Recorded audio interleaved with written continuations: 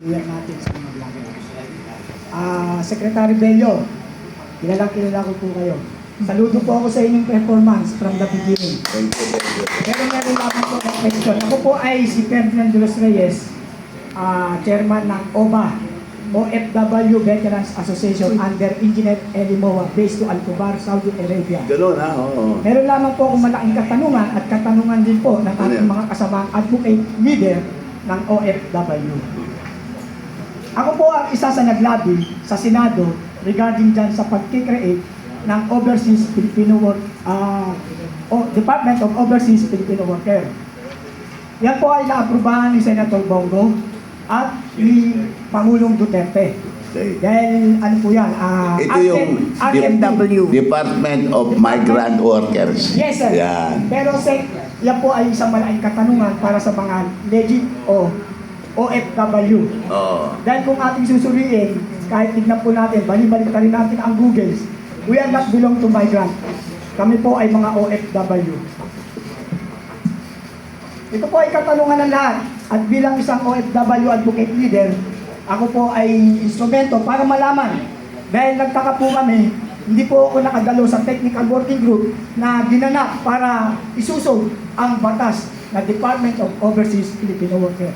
Naging Department of Migrant Worker. Under Republic Act 11641. Ngayon ang tanong ko po, bakit po napalitan ang aming kahilingan na nung iniling po namin ito kay Pangulong Duterte at inaprubahan din naman po ni Senator Bongo ay Department of OFW. Bakit po naging Department of Migrant Workers?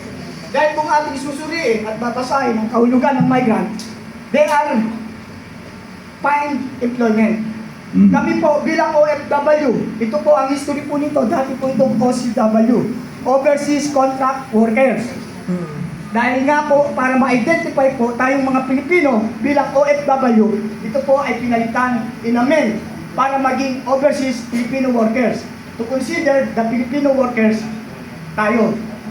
Ngayon, ang tanong ko po, bakit po nangyari na Department of Migrant Worker na supposed to be mismong si Pangulong Duterte ay niyukuan ito na ang kanyang i-create, kayo po ang naatasan noon na mag-implement na Department of Overseas Filipino Workers.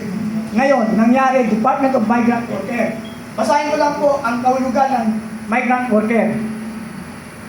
A migrant worker is an individual who moves either across international borders or within their own country to find employment, usually for a limited period.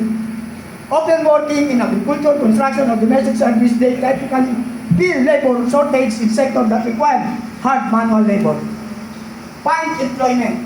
Ibig sabihin, maghahanap pa lang ng trabaho. Pero kami mga OFW po, meron na po kagad kaming working visa at meron na rin po kaming kontrata. 2 years contract po. Ibig sabihin, Overseas Filipino Workers. Worker po kami bago lumabas ng bansa. At meron po kami tinatawag na PIDOS, Pre-Departure Orientation Seminar, at OWA member, at meron po lahat po ng requirement bilang isang OFW. Ang migrant worker po, sa aking pagkakalam at sa aking opinion, ito po yung mga student visa, business visa, marriage arrangement, yung nagpapakasal ng mga foreigners, yan po ang mga considered nating migrant. Dahil sila po ay maghanap pa lang ng kanilang swerte pagdating sa ibang bansa. Gamit ang visa na not working visa, kundi student visa, business visa, tourist visa. Ngayon po, bakit po nangyari na naging Department of Migrant Worker? Kung mahal niyo po ang OFW, mga OFW, sana po hindi nawala ang aming real identity as Overseas Filipino Worker. Maraming salamat po. Salamat po. Tama po yung ano nyo. Tama po yung sinabi ninyo. Yung Overseas Filipino Workers, ito yung mga Filipino workers na nabigyan ng trabaho at na-deploy sa iba't ibang bansa.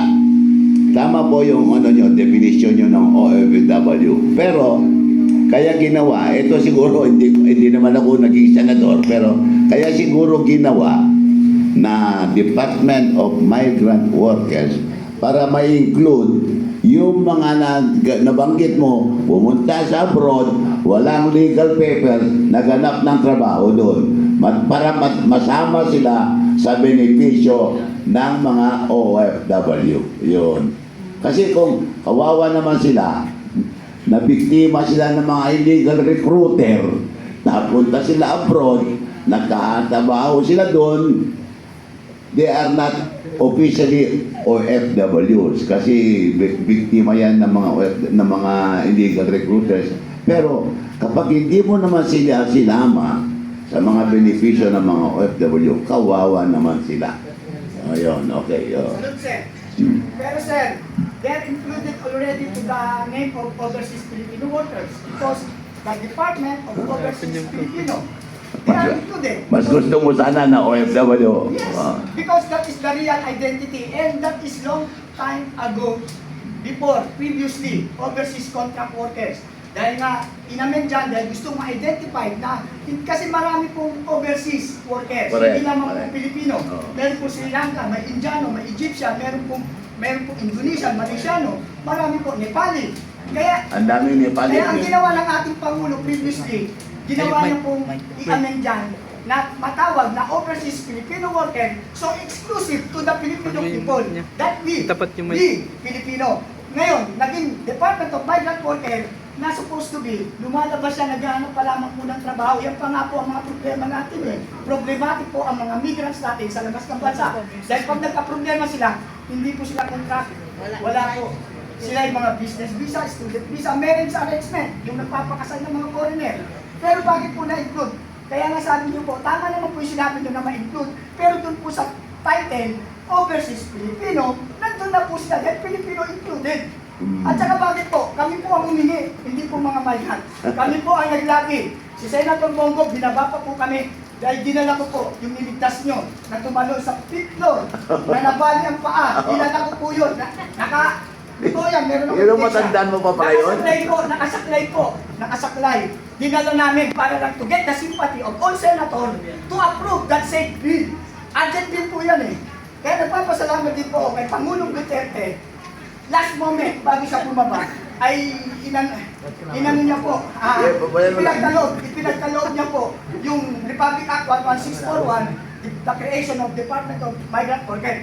Yun nga lang po, nawala ang real identity ng mga overseas Filipino workers. Considered, yun po ang tanong namin lahat. Dahil kami po ay kasama sa mga naglabi, natuwa nga po ako nung bumaba ang sekretary ni Senator Bongo at binigyan ng wheelchair yung dinala namin. Si Engineer Elimowa ang nag-thank you sa akin na meron tayong tumalon na nakapahinga sa Tulip Hotel po sa Pasay. Kinuha ko po yun, dinala ko po. At bumaba ang sekretary ni Senator Bongo para kami ay mabigyan ng wheelchair dahil saklay lang po ang dala namin. Yun po ang katotohanan yan. Kaya nga po, ang tanong ng mga OFW, bakit napunta kami sa migrant na hindi naman kami migrant? Kasi kami po talaga, pag lumabas ng bansa, may working visa, may job order. At may pinipirmahan po kami na 2 years contract. Ibig sabihin, lumabas kami, employed na po kami. Doon pa lang po sa agency, employed na po kami. Correct. Sakay ng aeroplano, pagbaba doon, employed na kami. Employed na kayo, tama yan, no? Ganun po ang specific na category namin mga OFW. Sige, kabayan. Hindi po namin sinasabi against kami sa migrant. Ah. Kasama po natin yan. They are Filipino, same as. Pero mas gusto ninyo na dapat Yes. Department of for OFW. OFW. Kasi yung po talaga. Kaya nyo, kabayan, pag ako naging senador, ipapa-amend ko. 100%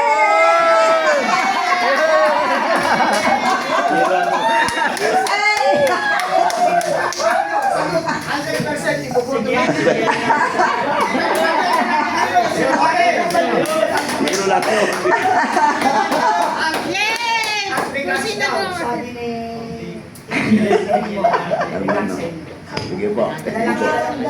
Nararamdaman tayo. Iba. Yeah, thank you. 21 years OFW. Yan, champion. Ang galing. Alam mo, yan, Ang kapeli. mga tunay na bayani. Ang mga tunay na bayani.